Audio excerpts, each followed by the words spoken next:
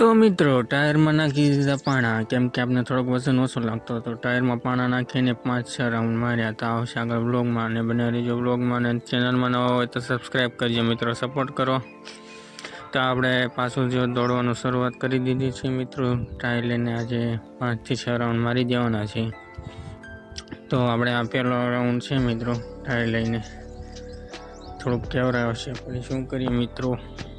તો મિત્રો ટાયર લઈને આપણે દોડવાની શરૂઆત તો કરી છે, પણ હવે ખાલી ટાઈમિંગ આવી જાય ને તો બસ આપણે 24:55 થઈ જાય ને કોઈ ઘણો મિત્રો. ટાઈમિંગ નથી આવતું, અને ત્યાં હતું તો આપણે ટાયર લીધું છે. હવે ટાયર લઈને બીજો રાઉન્ડ શરૂઆત થઈ ગઈ છે મિત્રો.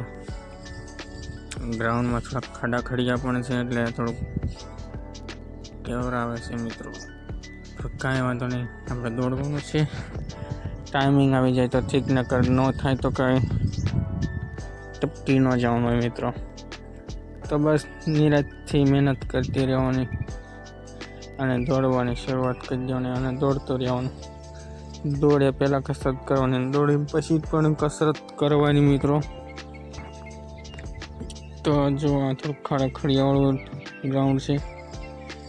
દોડીને પછી બીજો અને ત્રીજો રાઉન્ડ શરૂ થઈ જશે મિત્રો અહીંથી.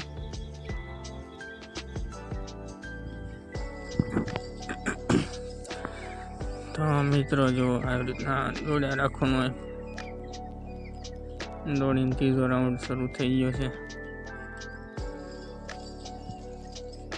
ત્રીજા રાઉન્ડ સુધી વાંધો નહીં આવે, પછી જ્યારે ચોથો રાઉન્ડ આવે ને ત્યારે એમ થાય નહીં આ ઊભા રહી જાય મિત્રો, એવું થાય છે.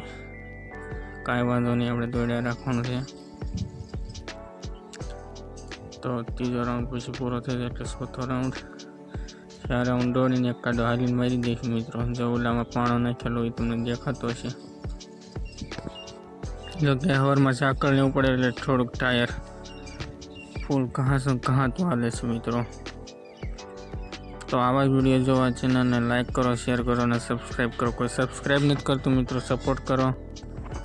આજે સબસ્ક્રાઈબ આવતા નથી નવા મિત્રો, તો પ્લીઝ સપોર્ટ કરો, સબસ્ક્રાઈબ કરો.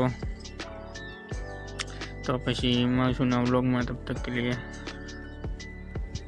જય મહાકાલ મિત્રો.